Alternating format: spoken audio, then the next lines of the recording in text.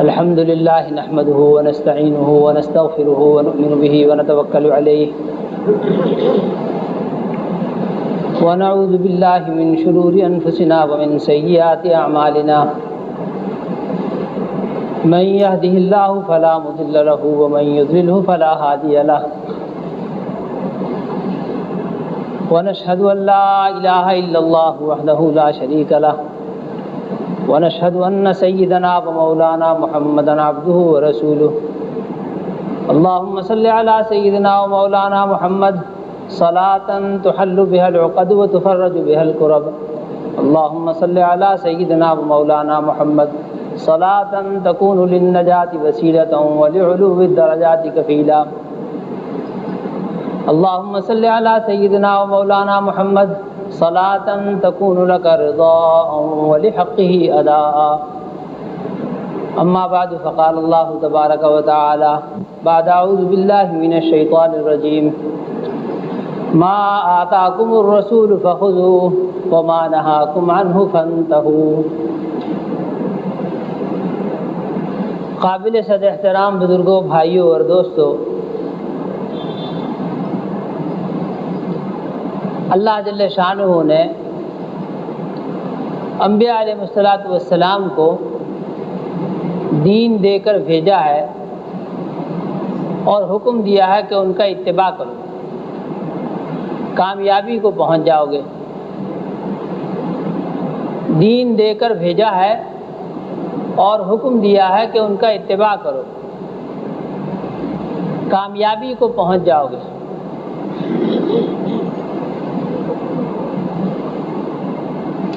اتباع کرنا حقیقتاً اتباع کرنا ایک ہو وہ ماننا جو اس زمانے میں معروف ہو گیا لوگوں کے درمیان، کہ زبان سے یوں کہتے ہیں کہ ہم لوگ نبی کے ماننے والے ہیں، جی ہم نبی کے ماننے والے ہیں۔ یہ بول بہت بڑا بول ہے، بہت معتبر ہے اللہ کے یہاں، بشرطے کہ اس کے پیچھے حقیقت بھی ہو۔ یہ ایک بات ہے جسے اللہ کی عدالت میں کل قیامت میں ثابت کرنا پڑے گا کہ تم وہاں فلاں موقع پر فلاں کے سامنے زندگی کے سب کاموں میں فائدہ تم اس طور پہ حاصل کرتے رہے جس طرح نبی کا نام لیوا استعمال کیا کرتا ہے، فائدے تم اس طرح حاصل کرتے رہے جیسے کسی نبی کے نام لیوا کو ملنے چاہیے، اور نبی کی اتباع کے معاملے میں تمہاری کارکردگی کیا ہے۔ میرے محترم دوستوں اور بزرگوں، ہماری معاشرت میں کسی بھی بڑے کا نام استعمال کرنا لوگ احتیاط سے استعمال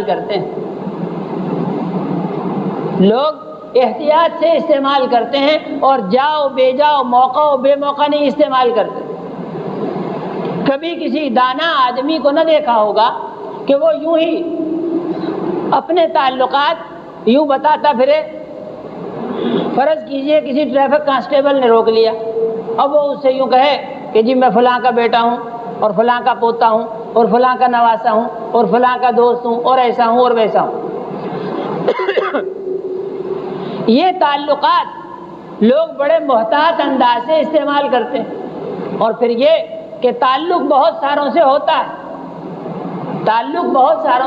ہے، لیکن آدمی منہ سے بات نکالتا ہوا ڈرتا ہے کہ یہ بات کہوں یا نہ کہوں، مبادا کہ ان صاحب کو خبر ملے اور وہ اس بات کا برا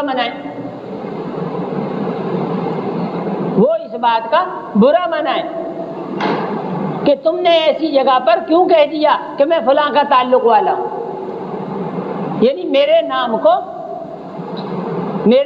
کو غلط جگہ پر استعمال کیا اور غلط مفاد حاصل کیا۔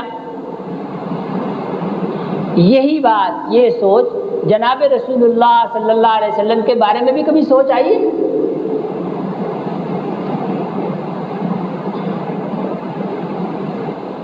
اللہ کے بعد ان سے بڑی کوئی ہستی نہیں ہے،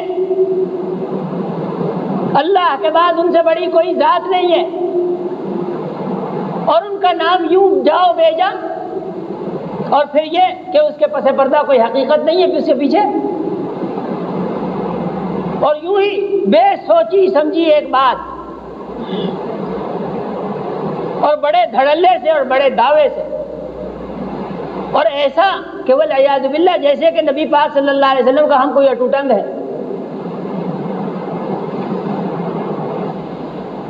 سینے پہ ہاتھ مار کے اسی جی نبی دے منن والے ہیں۔ ہاں بہت بڑی بات ہے یہ، میں یہ کہتا ہوں کہ اگر اس کے پیچھے حقیقت ہو وہ ماننا، جس کا انہوں نے جس کی دعوت دی ہے کہ مجھے ماننے والے مجھے یوں مانے، اگر یہ ماننے کی سعادت حاصل ہے تو زمین و آسمان میں اس سے بڑی کوئی سعادت نہیں ہے۔ زمین و آسمان میں، دنیا و آخرت میں سب سے بڑی کامیابی یہی ہے۔ لیکن بات محض بات جس کے پیچھے کوئی حقیقت نہیں ہے، اور ایسے دھڑلے سے اور ایسے دعوے سے یوں کہنا، میرے دوستو وہ دن جب باتیں کھلیں گی، یومئذ تحدث اخبارہا، اور جس دن زمین اپنے راز اگل دے گی، یہ کچے اور پکے گھروں کے اور مکانوں کے، گلیوں کے اور بازاروں کے فرش کہیں گے کہ فلاں ابن فلاں نے فلاں دن فلاں وقت فلاں فلاں لوگوں کے سامنے ہمارے سامنے یہ جھوٹ بولا تھا، یہ زنا کیا تھا، یہ غیبت کی تھی، یہ چغلی کھائی تھی، یہ بدکاری کی تھی، یہ غلط لین دین ہوا تھا۔ وہ دن جس دن راز کھل جائیں گے، اس دن میرے دوستوں کہی ہوئی باتوں کو ثابت کرنا پڑے گا، کیے ہوئے دعووں کو دلائل لانے پڑیں گے ان کے لیے کہ دلیل کیا ہے اس کی۔ نبی کے ماننے والے ہیں، نبی کے ماننے والے ہیں۔ میرے محترم دوستوں اور بزرگوں، آسان سا قاعدہ، آسان سی بات میں نے عرض کی تھی پہلے بھی کہ آدمی کے ساتھ اس کے عمل کا ایک بیرومیٹر لگا ہوا ہے۔ صبح سے شام تک کے اعمال میں غور کر لیا جائے، آج صبح میں کتنے بجے اٹھا،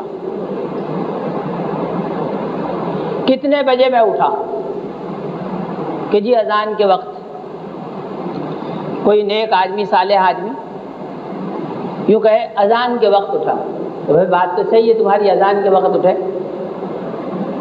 لیکن بات یہ ہے کہ نبی پاک صلی اللہ علیہ وسلم کا اپنے آپ کو ماننے والا کہتے ہو، جناب رسول اللہ صلی اللہ علیہ وسلم کا زندگی بھر کا معمول رہا، سخت بخار کے عالم میں بھی یہ معمول رہا کہ وہ اذان سے گھنٹہ ڈیڑھ پہلے اٹھا کرتے تھے،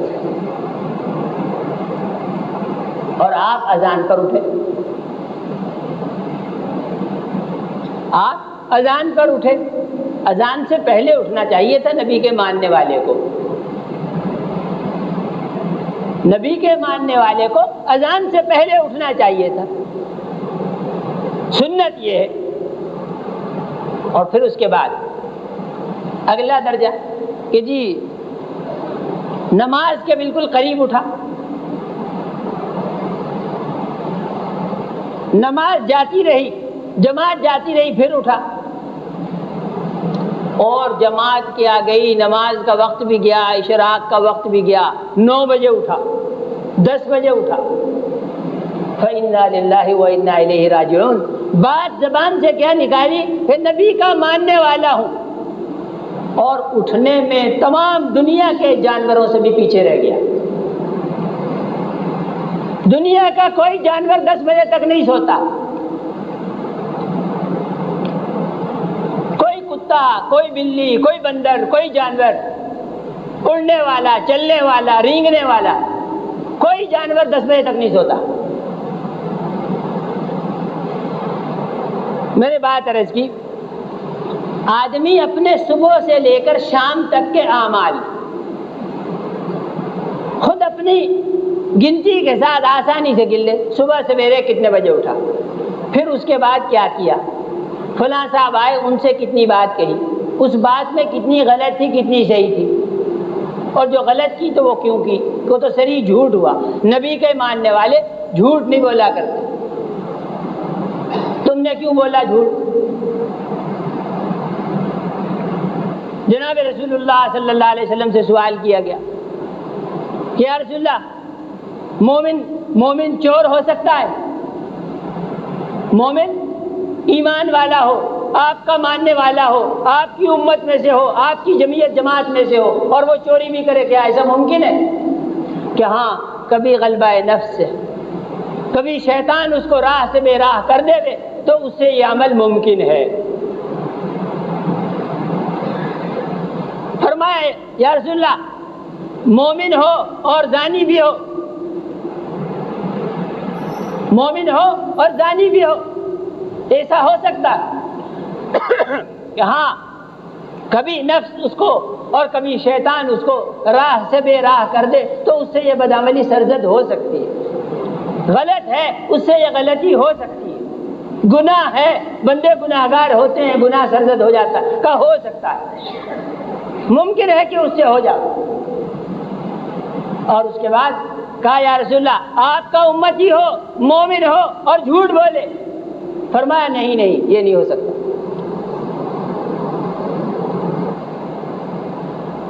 میرا امتی ہو، میرا ماننے والا ہو، میری جمعیت کا، میری جماعت کا آدمی ہو اور وہ جھوٹ بھی بولے. فرمایا مومن جھوٹا نہیں ہوتا، مومن جھوٹا نہیں ہوتا. یہ ذلیل حرکت ہے، یہ غلیظ حرکت ہے، گندی بات ہے.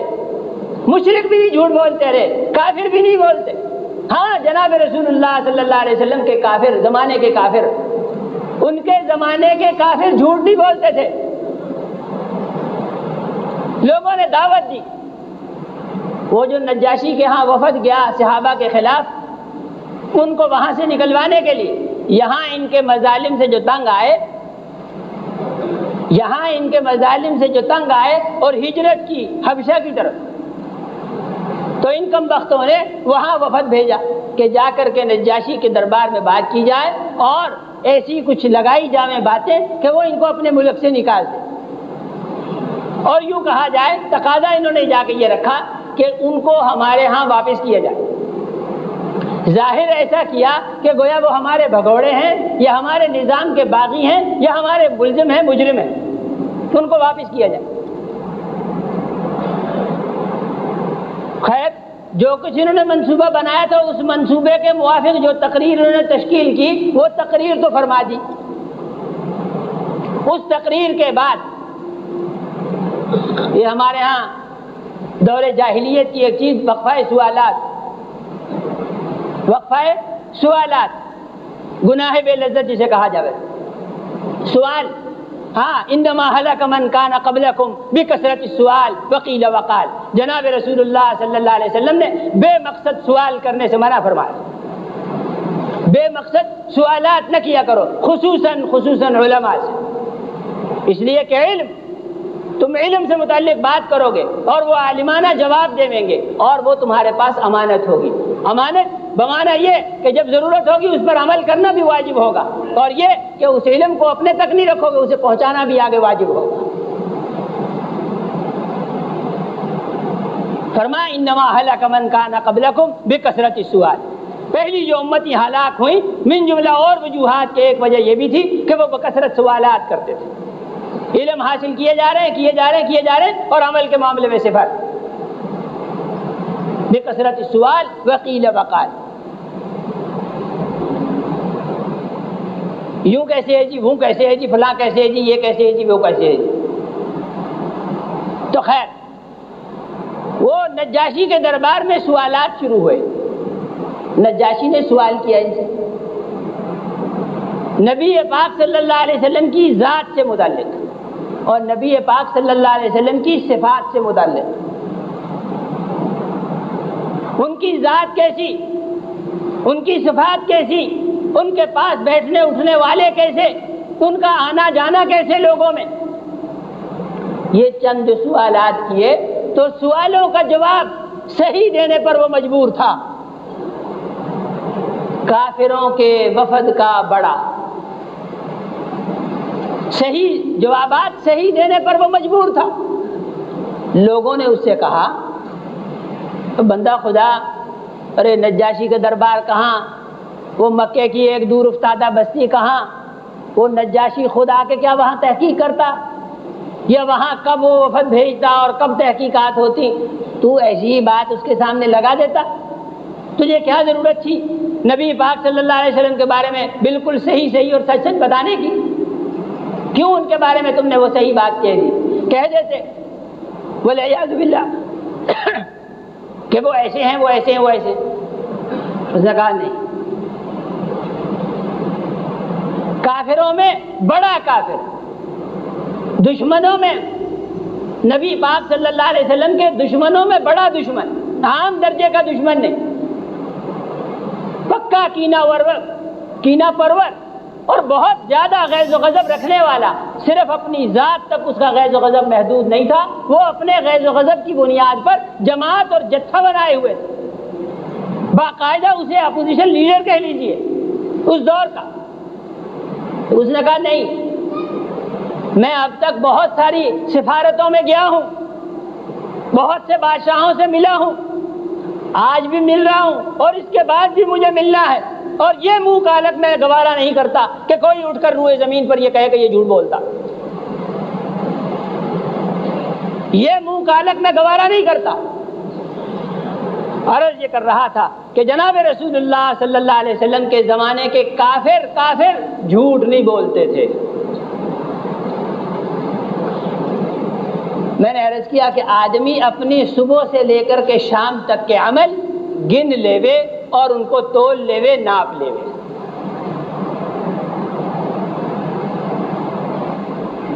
صبح اٹھا کیا کیا، کس سے ملا، کیا بات کہی، کتنی بات کہی، کتنی جائز کہی، کتنی ناجائز کہی، کتنی حلال بات کی، کتنی حرام بات کی، کتنے جائز کام کیے، کتنے ناجائز کام کیے، اور رزلٹ آ جائے گا سامنے، اس کا نتیجہ۔ یہ لوگ سوالات وہ پزل حل کیا کرتے ہیں، کتنی غلطیاں کی اور کتنے جوابات درست ہیں، بے فائدہ مشقت کیا کرتے ہیں، لیکن اسی کو فائدہ مند اور صحت مند مشقت بنانے کا یہ طریقہ کہ کتنی غلطیاں کی آج دن میں اور کتنے کام صحیح کیے، بس اس سے نتیجہ آ جائے گا کہ اتنے فیصد تو ماننے والا ہے اور اتنے فیصد نافرمان ہے نبی پاک صلی اللہ علیہ وسلم کا۔ ما آتاکم الرسول فخذوه وما نهاکم عنہ فانتہوا، قال اللہ تعالی۔ خالق کائنات رب العالمین کا ارشاد ہے کہ تمہاری پوزیشن، تمہاری حیثیت یہ ہونی چاہیے اور ماننے والے تم تب ہوگے کہ جناب رسول اللہ صلی اللہ علیہ وسلم نے جو فرما دیا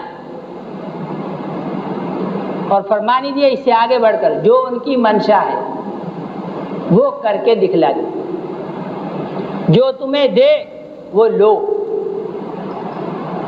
اور جس سے وہ تمہیں منع کر دے اس سے رک جاؤ، باز آؤ، اس سے آگے بڑھنا، اس سے آگے بڑھنا ایک قدم نہ ہو، ایک قدم نہ ہو۔ ایک اللہ والے تھے حافظ محمد صدیق صاحب بھرچونڈی شریف والے رحمہ اللہ تعالی، نیک آدمی تھے، اور اللہ جل شانہ جس کو اپنی معرفت نصیب فرماتے ہیں اور جس پر علم کی حقیقت کھول دیتے ہیں، ہر اس آدمی کی یہی شان ہوتی ہے کہ وہ اللہ کے معاملے میں، اللہ کے نبی کے معاملے میں انتہائی درجہ غیرت مند ہوتا ہے۔ ارے لوگ ماں کے معاملے میں غیرت تو دکھائیں اور باپ کے معاملے میں تو غیرت دکھائیں کہ کون ہو تو جو میرے باپ تک پہنچے، زبان سنبھال اپنی، اور کون ہو جو ہماری ماں کا یا بہن کا نام لے، اور لوگ اللہ کی پناہ اس پر قتل کر دیتے ہیں، قتل و قتال پر تیار ہو جاتے ہیں۔ ماں باپ کا حق یقیناً بہت بڑا، بہن بھائیوں کے ساتھ رشتہ داری اور قرابت یقیناً بہت قریبی، اس سے انکار نہیں، لیکن اللہ اور اس کے رسول کا حق اس سے کہیں زیادہ ہے، اور ان کے ساتھ قربت اور قرابت کہیں زیادہ ہے، اس لیے ان کے بارے میں غیرت اور حمیت بھی کہیں زیادہ ہونی چاہیے۔ اللہ کے معاملے میں، اللہ کے رسول صلی اللہ علیہ وسلم کے معاملے میں بے غیرت ہونا اور ماں باپ کے معاملے میں غیرتیں نکھارتا پھرنا، یہ جاہلیت ہے، اس کا علم سے تعلق نہیں ہے، یہ جہالت۔ ہاں تو جناب رسول اللہ صلی اللہ علیہ وسلم کے معاملے میں غیرت کا ایک قصہ، ایک حافظ جی تھے، انہوں نے دعوت کی انہی کی بزرگوں کی، حافظ محمد صدیق صاحب رحمۃ اللہ علیہ کی، کہا کہ اللہ نے مجھے بیٹا دیا ہے، ہمارے گھر تشریف لائیے۔ فرمایا اچھا بھائی کسی وقت چلیں گے۔ انہوں نے پھر ایک دفعہ تقاضا کیا، کہا اچھا مصروفیت ہے پھر چلیں گے کسی وقت۔ پھر کسی وقت تقاضا کیا تو کہا اچھا بھائی انشاءاللہ ارادہ کیے ہوئے ہیں، دیکھتے ہیں کسی وقت مہلت ہو تو انشاءاللہ چلیں گے تمہارے گھر۔ چنانچہ ایک دن ایسا موقع ہوا کہ وہاں تشریف لے گئے اپنی، انہوں نے کہا کہ آپ خود بھی تشریف لائیے اور یہ خانقاہ کے مدرسے کے سب لوگ یہ بھی آ جائیں، جتنے بھی تھے 100 تھے 50 تھے کہ سب کی دعوت۔ انہوں نے اپنا حلقہ احباب بھی کچھ جمع کیا تھا۔ اب جو وہاں گئے تو ایک بچے کو وہاں دیکھا، اس کے ہاتھ میں کنگن پہنے ہوئے ہیں، اس کے ہاتھ میں کنگن پہنے ہوئے ہیں۔ تو یوں ہی خیال آیا بچہ چھوٹا ہی ہے بھلے، کہا بھائی یہ کس کا بچہ ہے؟ تو کسی نے بتایا کہ حافظ جی کا ہے، وہی جو میزبان ہے گویا آپ کے، کہ حافظ جی کا بچہ ہے۔ ان سے چونکہ تعلق بھی تھا بلایا ان کو اور ڈانٹنے کے انداز میں پوچھا کہ حافظ جی یہ تمہارا بچہ ہے؟ کہ جی جی حضرت جی میرا بچہ ہے۔ تو بھائی یہ کنگن کیسے ہیں؟ یہ ہاتھوں میں کڑے کیسے ہیں؟ مسلمانوں کے بچوں کے ہاتھوں میں تو کڑے نہیں ہوتے، یہ تو ناجائز ہے یہ نہیں کام، وہ بھی سمجھتے تھے اس بات کو۔ حافظ جی کی شامت آئی اور کہنے لگے جواب میں کہ حضرت بات مجھے معلوم ہے کہ شریعت میں منع ہے، جناب رسول اللہ صلی اللہ علیہ وسلم نے منع فرمایا ہے، لیکن بس وہ کیا کریں کہ اس کی نانی نے پیار سے اس کو پہنا دیے، اس کی نانی نے، بچے کی نانی نے پیار سے محبت سے اس کو پہنا دیے۔ فرمایا بھائی ایسا پیار جہنم میں ڈالو، یہ پیار نہیں ہے۔ ارے پیار میں بچوں کو بے دین بناؤ گے، پیار میں ان کو جہنم میں ڈالو گے، اور پیار کرو گے اس طور پر کہ اللہ کی نافرمانی کرو گے اور ان کو نافرمان بناؤ گے۔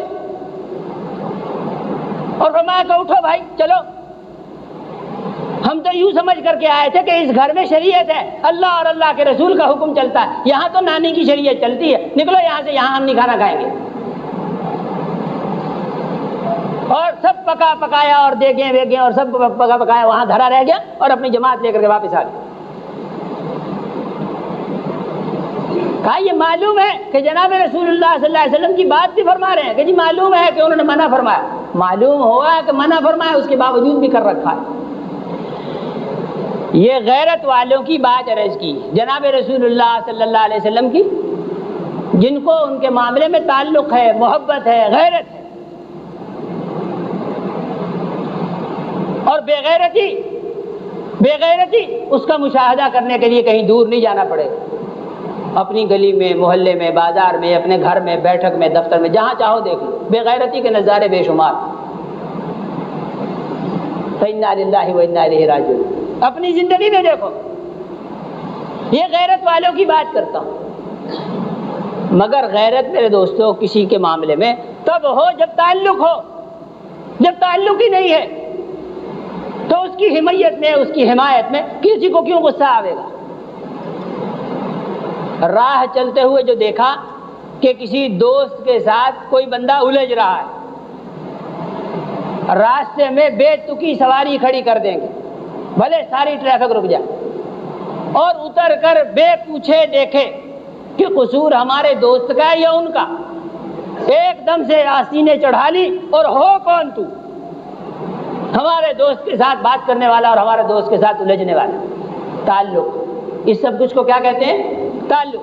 دوست کے ساتھ کسی کو الجھتے ہوئے دیکھا اور آستینیں چڑھا لی بغیر معاملہ تحقیق کیے ہوئے اور اس کے گلے پڑ رہے، اور اگر ایسی بات نہ ہو تو آئے پاس دیکھا اور نکل گئے، کچھ بھی نہیں۔